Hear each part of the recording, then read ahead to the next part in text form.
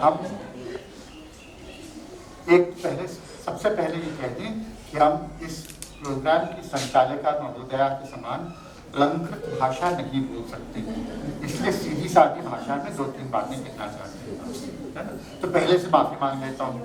अच्छा, फिर एक तो सबसे पहले मैं Yati Krishna Virendra trust prospect college सबसे प्रति आभार व्यक्त करना चाहता हूँ कि यहाँ पे आने का मौका दिया मुझे, क्योंकि मैं बरसों से सुनता आया हूँ, 50 साल से ऊपर हो गए इलाहाबाद में रहते हुए, लेकिन प्रोस्पेक्ट कभी आया नहीं था। ये मुझे मालूम था कि मेरी नानी यहाँ पढ़ी थी, इसलिए ये मौका मुझे दे दिया आप लोगों ने, इसके लिए बड़ी मेहरबानी। ठीक, अच्छा रहा कुछ बातें, तो बस लंबा भाषण देने का तो समय है भी नहीं, है ना, और आप शायद चाहेंगे भी नहीं, इसलिए मैं थोड़ी 2-1 बातें बस मैं कहना चाहता हूँ अपनी नानी के संबंध में भी, ठीक है, और उनके जीवन के संबंध में, लेकिन उससे पहले उनकी कविता के संबंध में, ठीक है। कविता की किताबें यहाँ हैं, आप लोग देखिएगा। ये तस्वीर आप देख नहीं पा रही हैं, लेकिन सुभद्रा कुमारी चौहान की मृत्यु 44 साल की उम्र में हो गई, ठीक है, एक मोटर दुर्घटना में, कार एक्सीडेंट में 44 साल की उम्र में नहीं रही थी। इसके बावजूद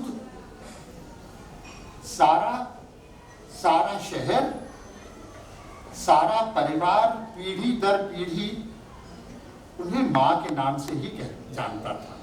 माँ, हम लोग आज भी जब जिक्र करते हैं, आपस में जब जिक्र करते हैं, तो बात माँ का होता है। तो इसलिए अगर मैं माँ कहूँ तो समझ जाएंगे आप।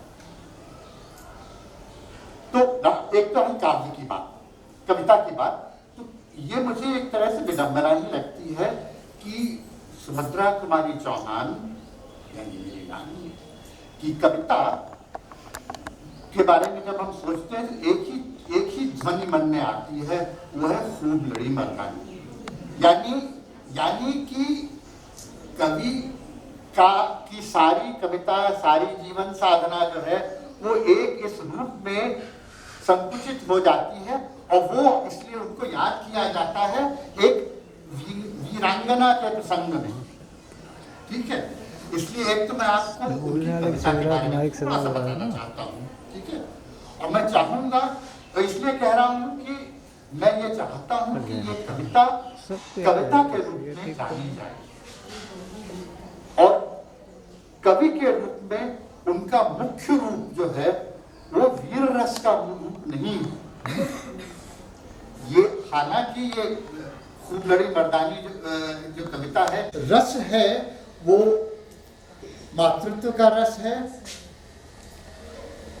परिवार है, गृहस्थी है, गृहस्थी के अपने सुख दुख हैं, ठीक है, दाम्पत्य है, ये जो सारे पारिवारिक जीवन के प्रसंग हैं उनके बारे में अक्सर लिखा है, और सबसे खूबसूरत चीज़ें मेरी नज़र में उनके बारे में हैं।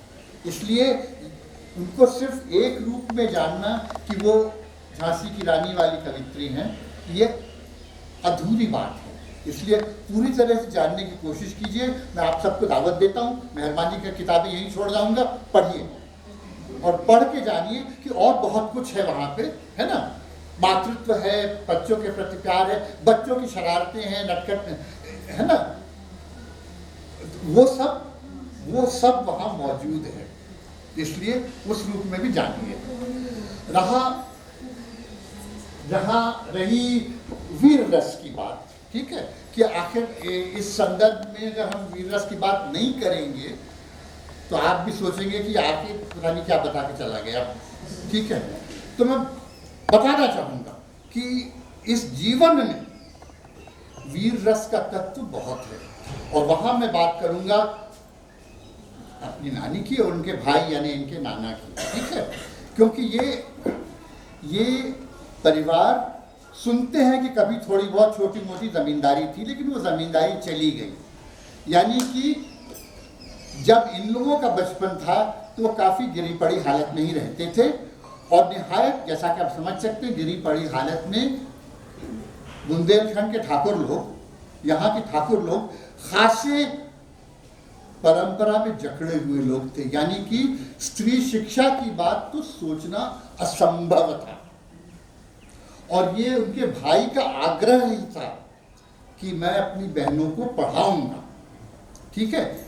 इसलिए ऐसा नहीं है कि विरोध नहीं था, परिवार में विरोध था, समाज में विरोध था ही, लेकिन उसके बावजूद ये आग्रह था कि हमारी बहनें पढ़ेंगी और पढ़ के कुछ बनेंगी, ठीक है। इसलिए सारी अपनी अपनी पारिवारिक परिस्थितियों की विषमताओं के बावजूद उन्होंने उनको अपनी बहनों को इस पथ पर बढ़ने का प्रोत्साहन दिया, अवसर दिया, मौका दिया, ठीक है।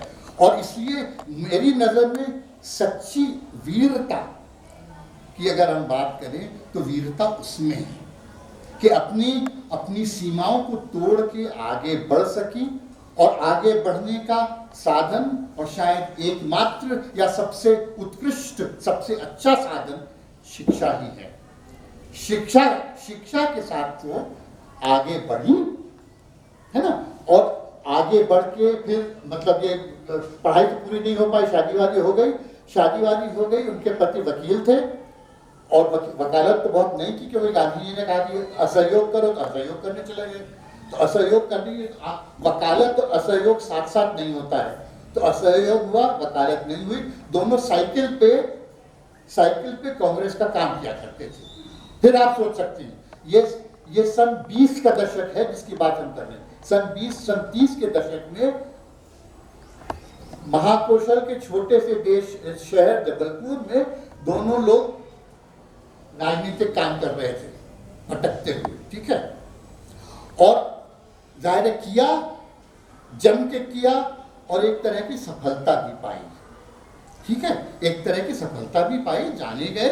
और सन 48 में नहीं, सन 47 में आज़ादी भी मिल गई, ठीक है। इसलिए ये भी सोचना संभव है कि ये जो वीर रस की यात्रा थी, ये एक तरह के चरम पर पहुंच के ख़त्म हुई। लेकिन ये भी मेरी नज़र में अगर सच बात करें तो शायद ये भी असत्य होगा, क्योंकि आखिरी दौर जो है इनके जीवन का, वो विजय उल्लास का नहीं था। ये हमारे नाना नानी दोनों गांधी जी से बहुत प्रभावित थे, गांधी जी के बहुत निकट थे, ठीक है।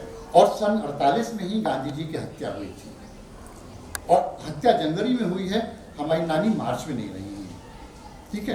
तो ये जो समय था और ये जो वक्त था, उसमें जो एक संघर्ष, वीरता का जो प्रसंग है, उसमें हमेशा से जगह जगह अलग अलग पहलू में तरह तरह का अवसार जुड़ा हुआ है। यानी कि उन्होंने जालियांवाला बाग लिखी थी। एक है वीरों का कैसा हो बसंत, और दूसरी है जालियांवाला बाग में बसंत। यानी एक तो बसंत पंचमी से बेहद लगाव है, और इसलिए वो जो कविता अगर आपने पढ़ी है, वीरों का कैसा हो बसंत, तो मन में सवाल है कि ये जो यहाँ घटा,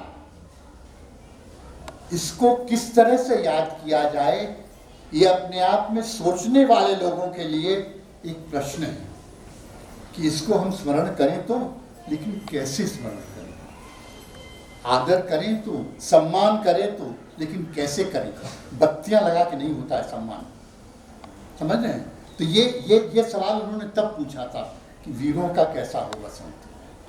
और आखिर में बस एक बात कहना चाहता हूं, और वो फिर माफ कीजिएगा अगर गला भरा है तो माफ कीजिएगा, कि बसंत पंचमी के दिन ही एक्सीडेंट हुआ था उनका, और गला, इसलिए जो एक जीवन का जो आर्क है वो यूं नहीं जाता है, वो कुछ यूं जाता है, समझ नहीं कि उनकी जो जीवन यात्रा है उसको समझने में, देखिए दुर्भाग्यवश जिन लोगों से हमारा आमना सामना पाठ्यक्रम में होता है, वो लोग जरा 2 डायमेंशनल हो जाते हैं, उन लोगों में गहराई नहीं रह जाती है। वो सिर्फ डायमेंशंस होते हैं। और कभी कभी ये ज़रूरी हो जाता है कि उनको पाठ्यक्रम से अलग देखने की क्षमता हम बनाएं। हम समझने की कोशिश करें कि आखिर ये व्यक्ति जो कि पाठ्यक्रम में आ गया है और पाठ्यक्रम में घिस-पिट गया है, ये आखिर है कौन, क्या है इसमें, है ना। तो हम फिर ये चाहेंगे हमारी नानी के प्रसंग में, या लेकिन क्योंकि इन्होंने हमारे बाबा का जिक्र भी कर दिया तो प्रेमचंद के प्रसंग में भी, कि वो भी पाठ्यक्रम तक सीमित रह जाएं, ये दुर्भाग्य होगा। गहराई से जानिए, उनके प्रसंग को जानिए, उनकी समस्याओं को जानिए, उनके सोचने के तरीके को जानिए। और शिक्षा का वही रास्ता है। शिक्षा का रास्ता पूजा अर्चना नहीं है। शिक्षा यहाँ से होती है, सोचने से होती है, दिमाग तेज करने से होती है। और मेरा आखिरी आपसे निवेदन यही है कि शिक्षा में विश्वास कीजिए, वही असल साधना है। नमस्कार।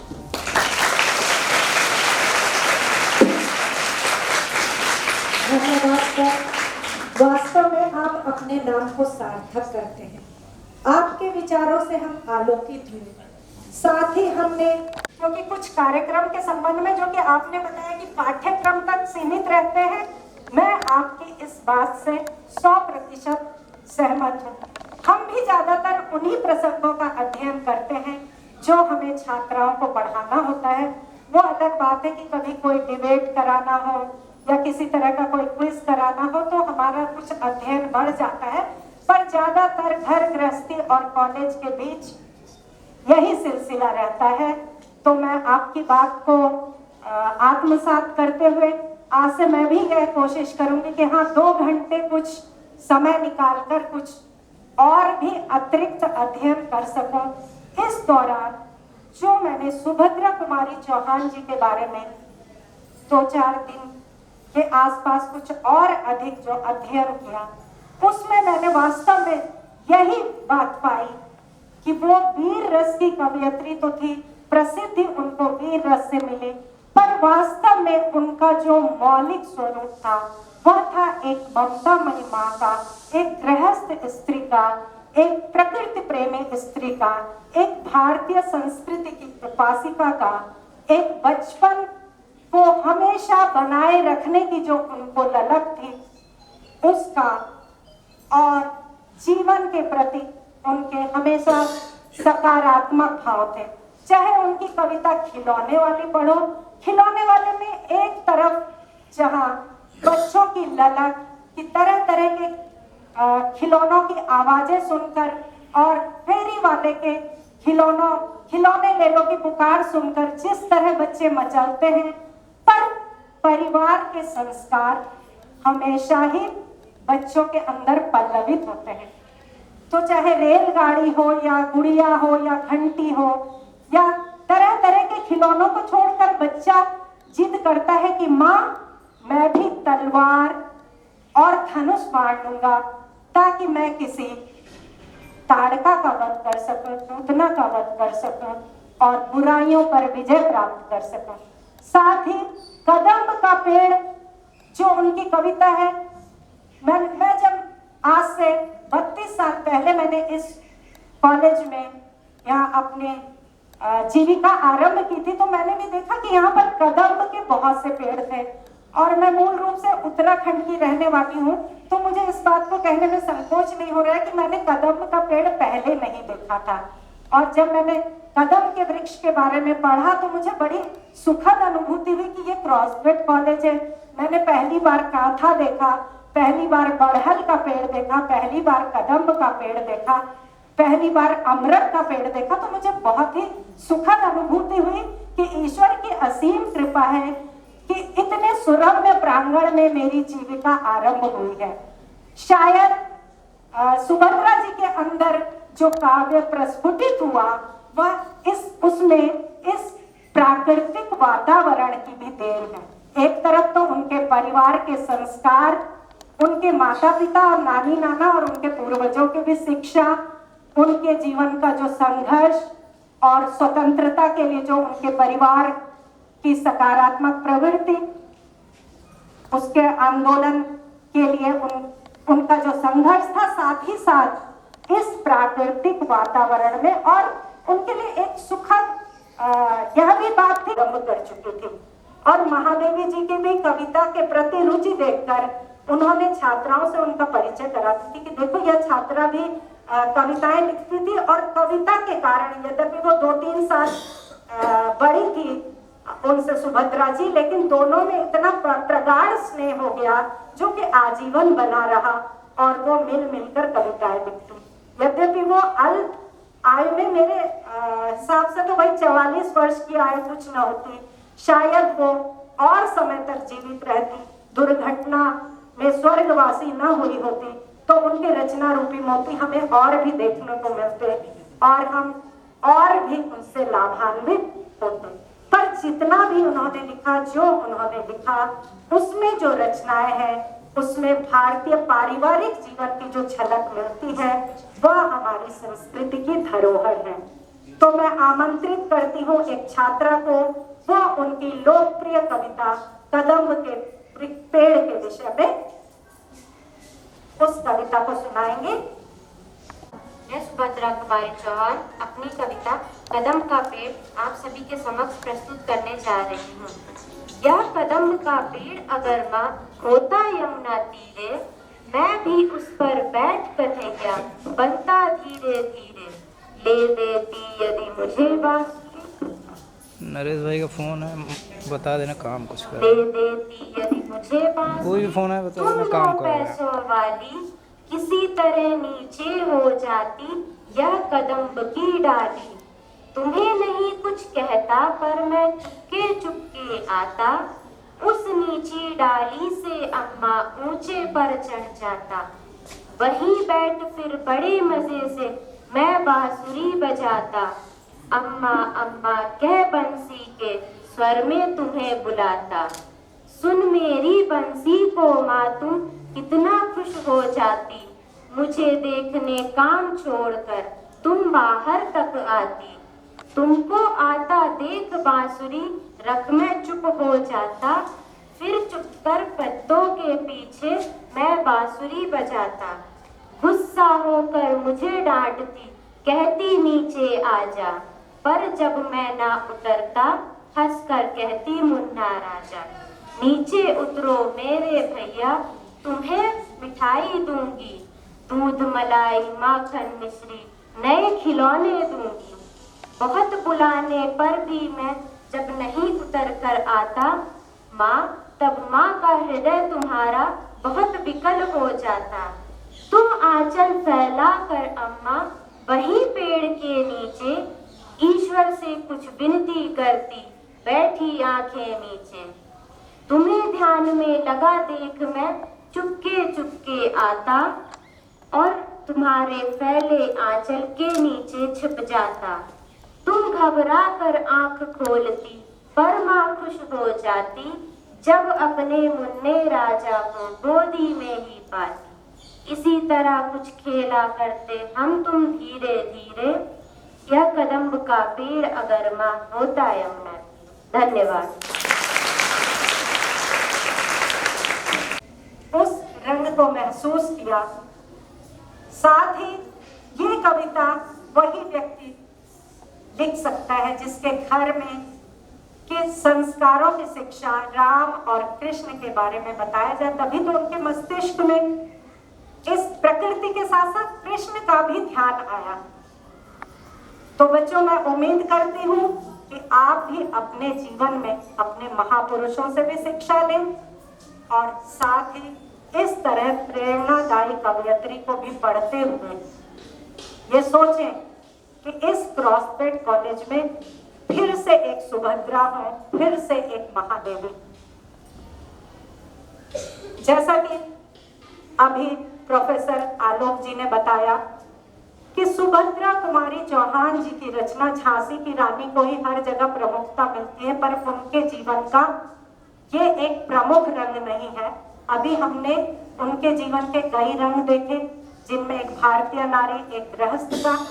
लेकिन चाहे कुछ भी हो, साहित्य जगत में यदि वो विख्यात है या चाहे स्कूली कार्यक्रम हो या कोई समारोह हो और सुभद्रा जी के बारे में कार्यक्रम चल रहा हो और झांसी की रानी की कविता की चर्चा न की जाए तो लगता है कि कुछ अधूरा रह गया। क्या आप लोग बच्चों मेरी बात से सहमत हैं?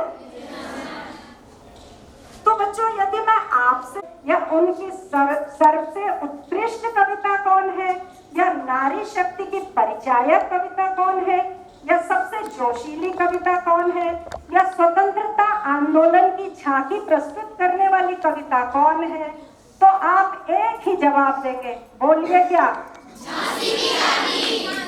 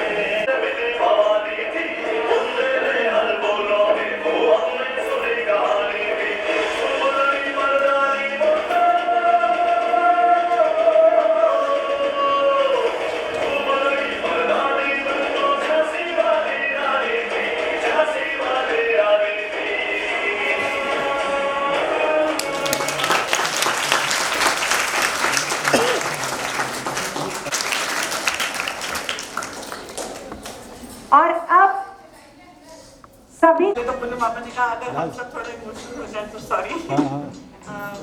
ऐसा कितनी एक बार होता है आपके जीवन में हरे जब आप से भाई, एक लाल से फंक्शन कट में गए। जाएं और आपके माँ के सम्मान में वो फंक्शन हो फोन रहा भी हो न और चला आपको बोलने का मौका मिले, तो एक बहुत ही एक इमोशनल कॉल कर, चलिए अच्छा खाली है ना, कॉल कर तो दो। अगर बीच में जब मैं रोने लगूँ या मुझे जो माफ करेगा। जब से माँ का देहांत हुआ तब से घर में उनके बारे में बहुत चर्चा हुई और मामा से मामी से उनके बारे में बहुत कुछ सुना। ऐसे जो हम बच्चे होते हैं ना, हम लोग बहुत सेल्फिश होते हैं, बहुत स्वार्थी होते हैं। हमें लगता है हमारी माँ का जीवन हमसे चालू हुआ है, कि उससे पहले उनकी कोई जिंदगी थी, ऐसा हमें लगता नहीं है। तो आज मैं चाहूंगी कि आज आप सारे बच्चे ये वादा करो, जब आप घर जाओगे तो माँ के साथ बैठो, थोड़ी बातें करो, उसके बचपन के बारे में, उसने जो संघर्ष झेले, कैसे पढ़ाई करी, कैसे आगे बढ़ी, कैसे दिनचर्या थी, उसको जानने की थोड़ा जरूर कोशिश करें आप। सिर्फ माँ ही नहीं है, वो किसी जमाने में एक बेटी थी, तो उनको भी जानने की आप जरूर कोशिश करें। कभी मुझे लगता है कि वो मेरा समय चला गया, काश ये समझ मुझ में थोड़े और पहले आती। बेटी के साथ बहन भी थी किसी की। तो उनको उस रूप में भी जानने की जरूर कोशिश करें कि उनका जीवन उस समय कैसा था। थोड़े सवाल पूछें उनसे, जैसे हम अपने दोस्तों से पूछते हैं वैसे ही आप अपनी माँ के साथ बैठे थोड़े उनसे सवाल करें कि उनकी जिंदगी, उनका जीवन कैसा था। अगर आप ये करेंगे तो मुझे बेहद खुशी होगी। मुझे लगता है मुझे ये मौका नहीं मिला, तो अगर आपको मिले तो बहुत ही अच्छी बात होगी। उसके अलावा माँ के लिए मैंने एक कविता लिखी थी जिसको आपके साथ शेयर करना चाहती हूँ। शायद ये सभी बच्चों को लगता होगा अपनी माँ के बारे में। माँ का आंचल न सितारों सा झिलमिलाता, न हीरो से जड़ा, फिर भी अनमोल पड़ा। उसका आंचल आसमां सा व्यापक, उस नील नभ की छाया में बचपन चला, आशाएं अंकुरित हुई, अभिलाषाएं खिली, सपनों को पंख लगे। माँ का आंचल न शक सीपियों से भरा, न ही मोतियों से लगा, फिर भी अनमोल पड़ा। उसका आंचल समुंदर से गहरा, उसकी अथाह गहराई में अपना दुख दर्द सिरा आए, आंसू देकर मोती पाए। जब उसकी नम हवा ने गाल सहलाया तो जीवन से आंख मिलाने का साहस बना। माँ का आंचल कभी रहा होगा छोटा, कभी बड़ा, कभी खाली रहा होगा तो कभी भरा, कभी से भी उस आंचल की जरूरत हुई होगी महसूस, पर मुझे तो वो हमेशा मेरे सर पर ही मिली। माँ का आंचल न सितारों से झिलमिलाता, न हीरो से जड़ा, न शंख सीपियों से भरा, न मोतियों से लगा, फिर भी अनमोल पड़ा। धन्यवाद श्वेता जी। पता है तो जहां उसे शरण मिलती है माँ का आंचल। वास्तव में अब मेरी वाणी ही ठहर गई है जैसे आपकी माँ के प्रति इन उद्गारों को सुनकर, और मैं स्वयं भी अश्रुयुक्त हो गई हूँ। इसलिए मैं अधिक न बोलते हुए अब इस कार्यक्रम की संयोजिका अपनी सहयोगी प्रवक्ता प्रीति कौशल जी को मंच पर आमंत्रित करती हूँ कि वो पुरस्कृत छात्राओं के नामों की घोषणा करें ताकि उन्हें पुरस्कार स्वरूप दी जाने वाली धनराशि प्रदान की जा सके।